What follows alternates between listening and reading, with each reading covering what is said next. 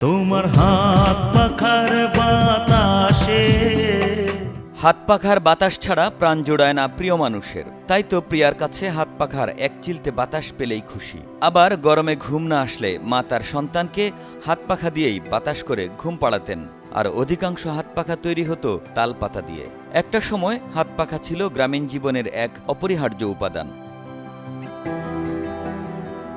জয়নগর গ্রামের প্রায় শতাধিক পরিবারের সংসার চলে তাল পাতা দিয়ে তৈরি হাত পাখা বিক্রি করে।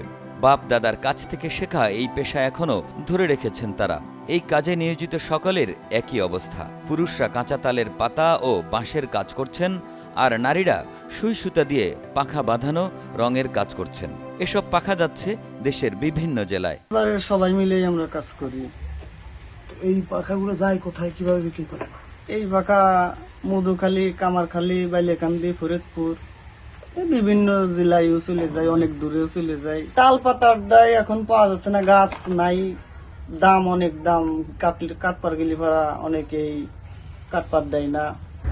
গরমের সাথে লোক ওই পাখার সম্পর্ক, যত গরম পড়ে চাহিদাও তত বেশি। গরম আসলে পরে মনে করবেন যে আমরা পরিবার সবাই মিলে পাখা বানাই, এতে মনে করবেন যে আমাকে সংসার চলে যায়, আর ছেলে মেয়ের পড়ালেখা খরচ হয়ে যায়। তো বয়স তো চলেই গেছে, এখন যদি আমাদের এই করে খাচ্ছি হয় তাহলে আর কি দুঃখ আর এসে ছোয়ার কায়দা আছে। তার কাছে দাবি আমরা যেভাবে একটু চলবার ফিরবার পারবো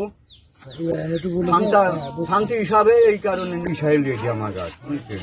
আমার মাঠে সহায় সম্পত্তি কিছুই নাই, এ করে আমার গাছ হয় না কিছু।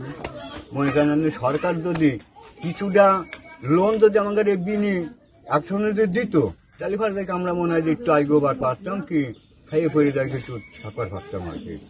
বান্ডেল থাকলে প্রতি সেনমানিতে টাকা বাঁচবে। বিকাশ সেনমানি বান্ডেল কিনে জিতুন প্রতি লেনদেনে। জয়নগর গ্রামের প্রায় শতাধিক পরিবারের সংসার চলে হাত পাখা বিক্রি করে।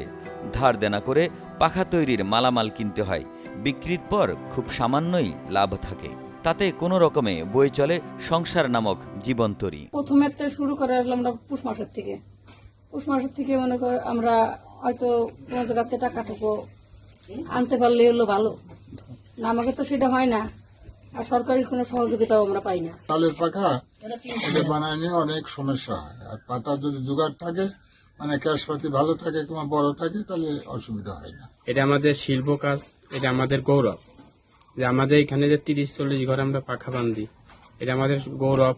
যে সরকার যদি আমাদের সহযোগিতা করে তাহলে আমরা আরো উন্নত করতে পারবো, আমাদের এলাকা উন্নত হবে।